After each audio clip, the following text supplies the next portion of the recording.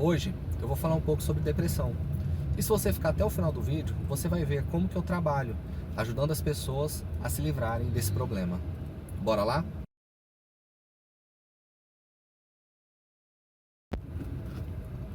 Bom dia, boa tarde, boa noite, mais uma vez. Você vai me fazer companhia num trajeto aqui pelas ruas de Goiânia, finalizando o dia de hoje. Esse vídeo vai ao ar na segunda-feira, mas eu gravo ele normalmente às sextas. Dia de descansar, dia de ficar mais tranquilo. Eu espero que vocês me acompanhem.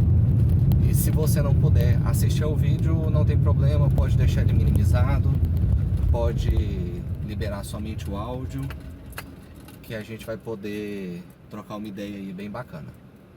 Beleza? Vamos seguir em frente então. Na última prosa nossa, na última conversa, eu falei um pouco sobre ansiedade. Foi um bate-papo de mais ou menos 20 minutos, onde eu expliquei um pouquinho o que realmente é a ansiedade, de onde que ela vem, o que a ansiedade faz com as pessoas. E a ansiedade, eu acredito que seja a segunda grande causa de atendimentos no meu consultório, perdendo apenas para depressão. E é muito comum os casos da pessoa vir diagnosticada com ansiedade e depressão. E eu acredito que tem muitos casos que são sim esse combo, né?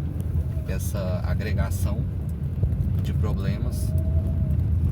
Acredito ainda que outros casos a ansiedade leve a pessoa à depressão também. E por isso que é tão importante a gente falar o máximo possível sobre assuntos assim, porque a gente precisa esgotar todas as dúvidas, esgotar os mitos que existem, né? Algumas crenças muito erradas, e principalmente entender o que são realmente esses transtornos.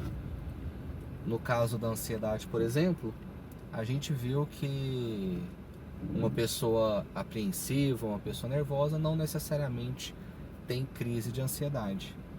E agora com depressão a gente também vai mais ou menos pelo mesmo caminho, entendendo que uma pessoa que está passando por uma tristeza, está passando por um luto, ela não é depressiva. Ela não está passando por um transtorno depressivo ou uma crise de depressão. É importante a gente frisar sempre que a situação ela só é um transtorno, só é uma doença a partir do momento que atrapalhe a vida social da pessoa.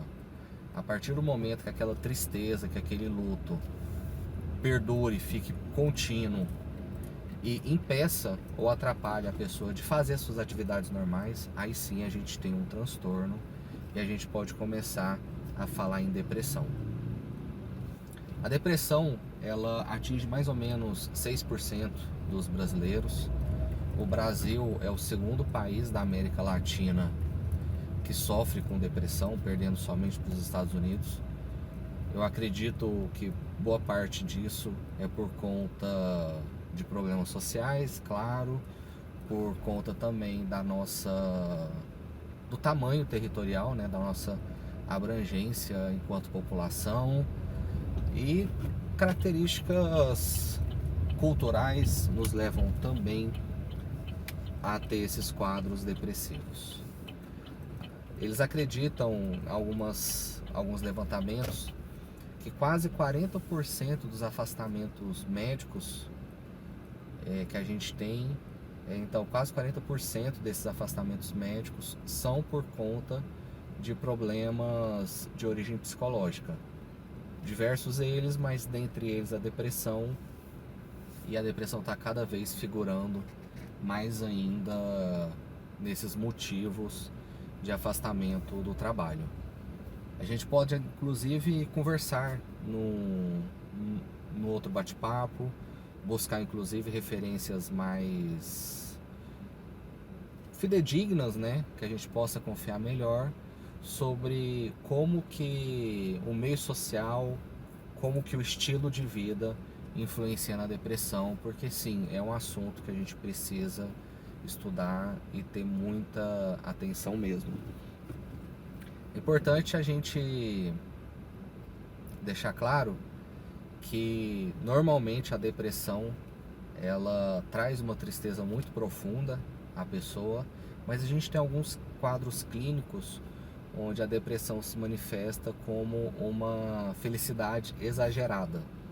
É como se fosse uma maneira da pessoa se resguardar e reafirmar de que está tudo bem com ela.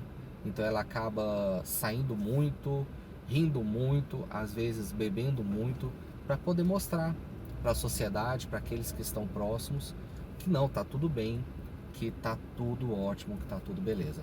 A gente vê isso em luto, né? No processo de luto, inclusive términos de relacionamento, a gente vê também isso acontecer. Cada um reage à tristeza de uma maneira, e algumas pessoas reagem à tristeza de uma forma eufórica.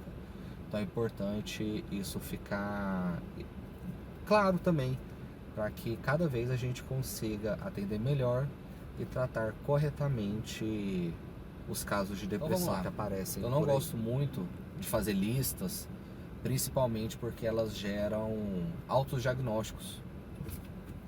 E somente um profissional da saúde competente pode diagnosticar um quadro clínico e recomendar formas de tratamento.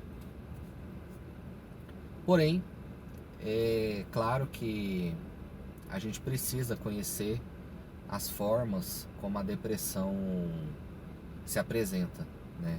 Então eu vou citar alguns exemplos aqui de como algumas pessoas reagem à depressão, alguns sintomas de depressão. Não quer dizer que se a pessoa tiver alguns sintomas desses, ela é uma pessoa depressiva. Quer dizer apenas que ela precisa de uma atenção maior e de um cuidado, e claro, a primeira característica, que é o que acaba sendo o senso comum na maior parte dos casos, é a tristeza. Mas não é uma tristeza somente, é uma tristeza que dura por muito tempo. Tomadas de decisões ficam muito difíceis, muito ruins. A pessoa normalmente não consegue escolher coisas simples como que roupa vestir ou até o que ela vai comer naquele dia. Isso se torna muito pesado, né? Muito pesaroso para a pessoa. E acho que o sintoma que mais nos chama a atenção são os pensamentos negativos. Pensamentos de morte, busca às vezes até por doença, pensamento suicida, assim, a gente sempre precisa deixar um olho bem aberto, né? Observar bem esses casos para que a gente não deixe passar um problema que possa ser identificado no início, observando esse quadro, né? Esses itens que eu citei. Então, se você perceber que está acontecendo com você ou com uma pessoa, essas alterações muito grandes de humor, apetite, fadiga, sono, a energia da pessoa está mudando, a forma como a pessoa se relaciona está alterando demais, é importante conversar com a pessoa ou conversar consigo mesmo, claro, né? E buscar um tratamento. E como é feito o tratamento para depressão? A forma mais rápida de tratar os sintomas da depressão é através de medicamentos, né? A gente tem várias classes de medicamentos antidepressivos que melhoram muito a socialização da pessoa que está passando por crise de depressão. Esses medicamentos eles conseguem regular o sono, conseguem regular apetite, regular a energia, regular o humor. Então, cada classe de medicamento vai agir num espectro, né, naquilo que estiver incomodando mais o paciente. Então, se o paciente tem um problema muito grande para dormir, ele vai tomar um remédio que vai dar sono. Ou aquele paciente que não consegue sair da cama, ele vai tomar um remédio, vai fazer o uso de medicamento que trabalhe essa questão de energia dele, que deixe ele mais ativo. E isso é feito com o passar das semanas e dos meses, verificando e acompanhando a reação de cada remédio, de cada droga dentro do organismo, para que veja como é a reação, se a dosagem está correta e se está tudo indo de acordo com o planejado. Porém, a gente já está cansado de saber, e se você ainda não sabe, aprenda agora. A gente não trata sintoma. Um bom terapeuta, um bom profissional da saúde, ele precisa tratar a causa. Claro, tratando o sintoma, a gente dá para a pessoa uma qualidade de vida, uma energia ali, uma facilidade de poder lidar com o problema de forma mais rápida. Então o medicamento ele entra até como um recurso terapêutico muito importante que a gente não pode deixar de entender, porque uma pessoa depressiva que está num quadro de depressão grave, ela não vai querer procurar uma terapia. Uma pessoa com um quadro de depressão, com pensamentos suicidas, ela não quer voltar ao trabalho, ela não quer voltar às suas atividades. Uma pessoa com uma depressão grave, que não está comendo, está ficando fraca, está ficando doente. Então é importante o uso de medicamento de forma pontual, para que essa pessoa volte à rotina dela, seja rotina normal ou uma rotina desejável. Para que aí sim, quando ela tiver já tranquila e conseguindo voltar às suas atividades, ela procure uma terapia, que é o segundo passo importante para se tratar uma pessoa com depressão. A gente começa com medicamento, com acompanhamento psiquiátrico, verificar se esses medicamentos estão ok, estão de acordo, estão respondendo bem. Quando o medicamento começar a fazer efeito, a gente entra com as terapias, com a psicoterapia, que pode ser a que for melhor para a pessoa. A pessoa pode procurar um psicólogo, pode procurar um psicanalista, ela pode procurar uma hipnose clínica, ela pode procurar aquilo que melhor lhe servir. Mas não vamos ser ingênuos e achar que apenas, por exemplo, igual eu já vi alguns casos, a pessoa ir para a igreja, ela vai curar da depressão.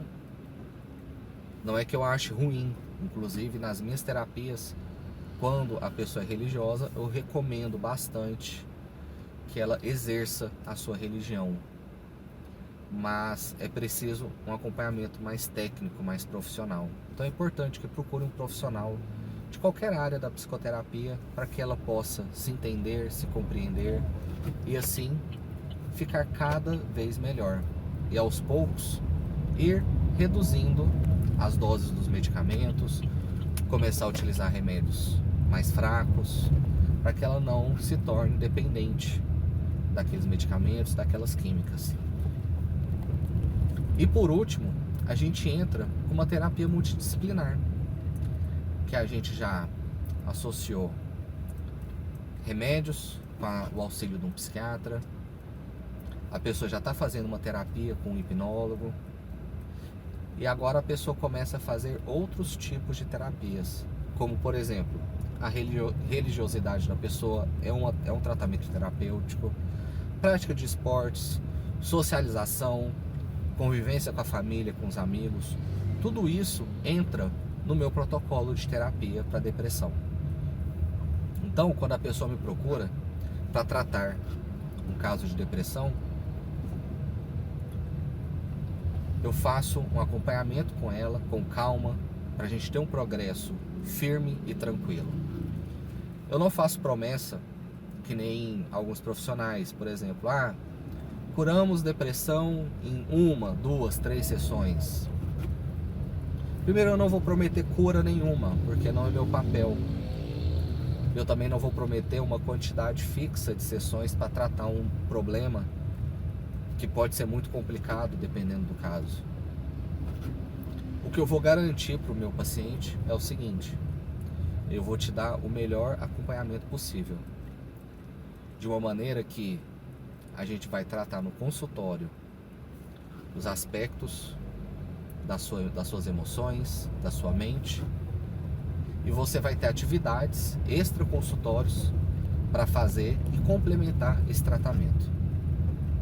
Bom, é isso. É um pouco sobre depressão, sobre como tratar, e espero que tenha sido útil e que possa auxiliar no tratamento e na busca por profissionais. A gente se vê na próxima. Obrigado pela companhia e até mais.